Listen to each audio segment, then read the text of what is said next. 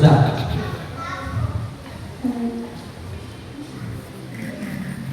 Oke, inilah dia penampilan Syarifah Nafilza Asagaf dari SD Negeri 2 Maros yang akan menampilkan cerita berjudul Yuni dan Lawannya. Selamat menyaksikan.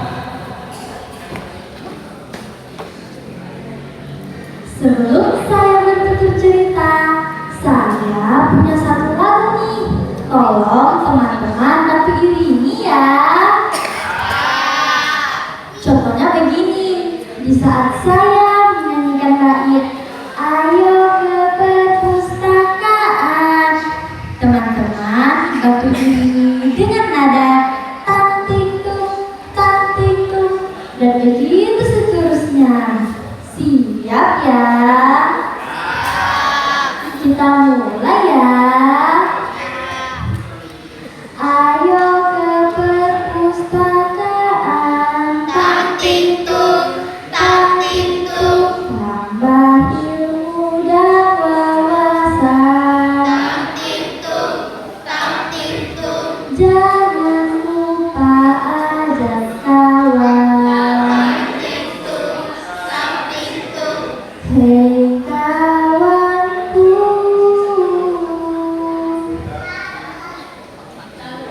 luangkan waktu,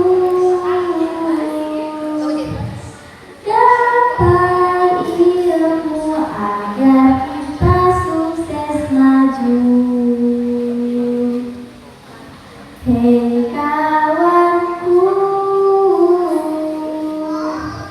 bacalah buku, jangan lupa etika dan tawadu. Assalamualaikum semuanya.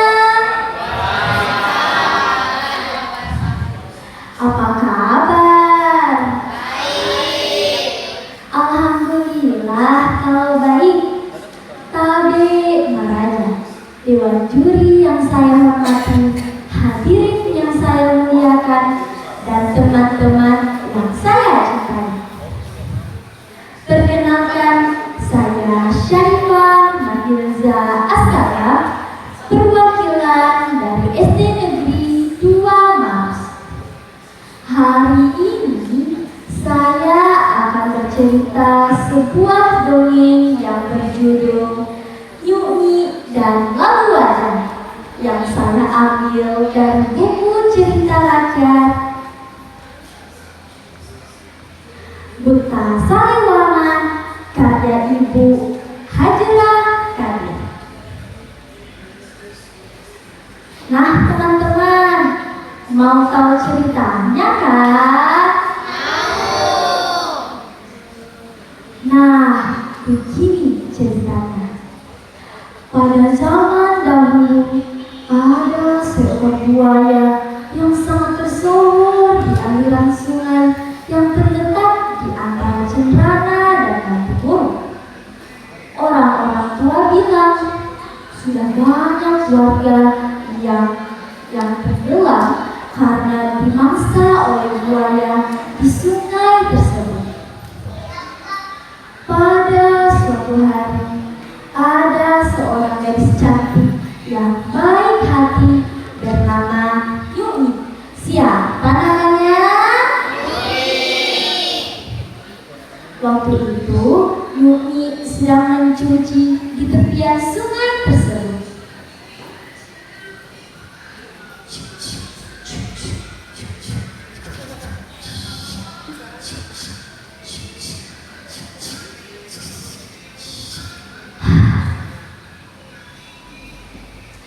Namun tiba-tiba Yuni hilang. Setiap hari orang-orang satu kampung mencari di mana keberadaan gadis tersebut. Yuni, Yuni, oh Yuni, yuh, gimana ya Yuni? Coba kamu cari di sana. Yuni, Yuni, yuh, gimana ya? Yuni, Yuni. Namun pencarian mereka sia-sia menduga bahwa gadis tersebut telah hilang karena dimangsa oleh buaya di sungai tersebut. Padahal sesungguhnya Yuni masih hidup. Ia hanya pingsan dan berada di dalam gua yang terletak di tepian sungai tersebut. Di saat Yuni tersadar dari pingsannya, ia terkejut dan berteriak, "Ayah, ibu, di manakah geranganku ini? Ayah, ibu, tolong!" Sesaat kemudian, ia mengamati suasana di dalam gua tersebut. Betapa terkejutnya Yuni, karena ia melihat ada harta berupa emas, perhiasan, serta baju-baju yang sangat mewah dan indah. Di dalam hatinya berkata, "Wah, indah sekali perhiasan dan baju-baju ini. Tapi siapa yang punya ya?" Lalu ia mendengar suara gemuruh yang sangat menyenangkan. Yuni pun ketakutan dan sekejap tubuhnya gemetar. Suara itu pun berkata,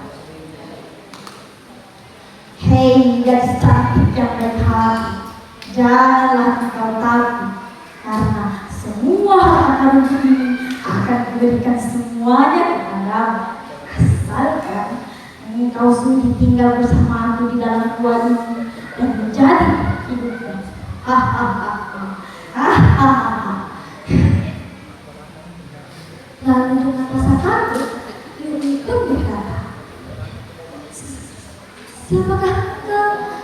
Mengapa ada buaya yang mau berbicara seperti manusia?" Lalu berkatalah dengan buaya, "Aku adalah Ratu Wajah.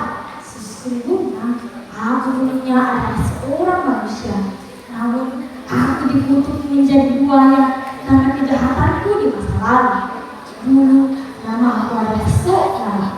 Akulah perampok besar yang sangat ditakuti di sungai. Dan disinilah hasil rampokanku disembunyikan." Nah, penonton, penonton, masih mau mendengar kelanjutan ceritaku kan? Lalu bertanyalah, "Jika kamu lapar, bagaimana cara mencari makan?" Lalu bertanyalah yang lain, "Jika aku lapar, maka aku akan keluar dari dalam gua ini di saat bulan purnama, karena di saat itulah wujudku berubah menjadi manusia. Dan sedikit demi sedikit emas itu jual ke beberapa orang yang ada di kampus sana. Dan tak seorang pun yang mengetahui bahwa wujudku menjadi manusia. Dan tak seorang pun yang mengetahui disinilah jalan keluar masuk." Lalu saat nasibnya bercerita, lalu baca tanpa sadar membuka semua rahasianya di hadapannya. Lalu berkatalah Sang Buaya,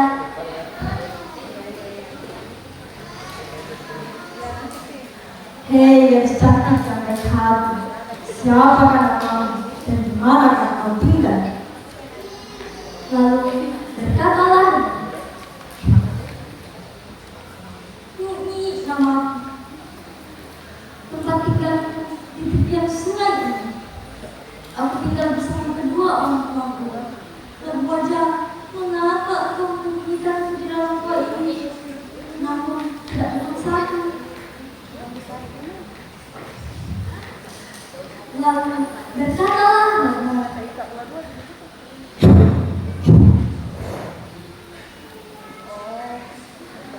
"Hei Yuni, aku menyembunyikanmu di dalam gua ini karena aku menyukaimu. Maukah engkau tinggal bersamaku di dalam gua ini dan menjadi teman hidupku?" Lalu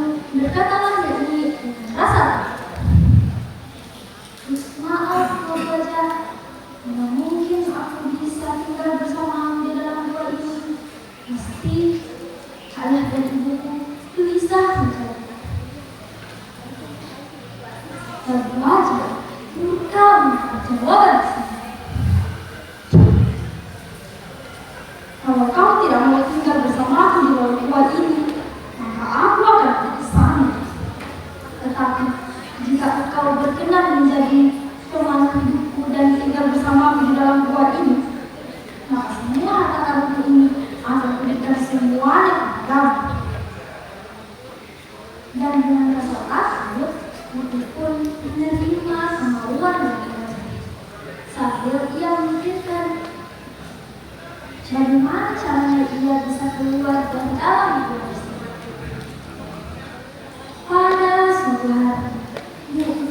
Pada suatu hari, Labu Wajah tertidur sangat lelap.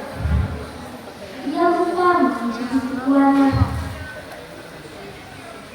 Lalu Yuni pun hendak-hendak keluar dan dalam gua itu.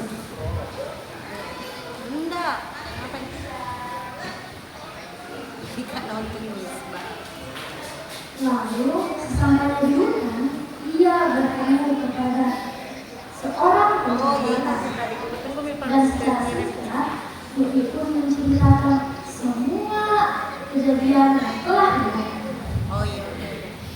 Lalu pencari lebar pun mengantarkan kembali Yuni ke rumah. Betapa bahagianya Yuni bertemu kembali kepada kedua orang tua. Tersebarlah cerita ini dan membaca di hati tersebut. Itulah sebabnya aku tersebut diberi nama Labu Wajah. Kampung Labu Wajah ini menjadi satu desa di Kecamatan Cengkareng, Kabupaten Maros.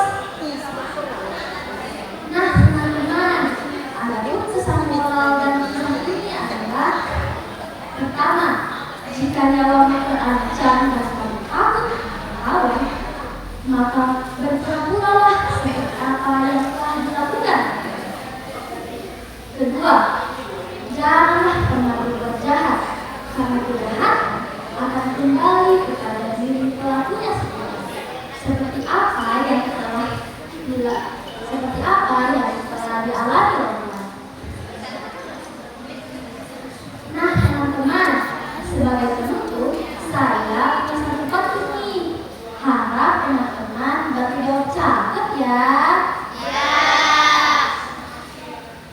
Labu Wajah, begitu kali. Kakaknya mau gosok gigi. Yuni sudah siap kan? Labu Wajah malah sibuk selfie. Sekian, terima kasih. Wassalamualaikum warahmatullahi wabarakatuh. Waalaikumsalam warahmatullahi wabarakatuh.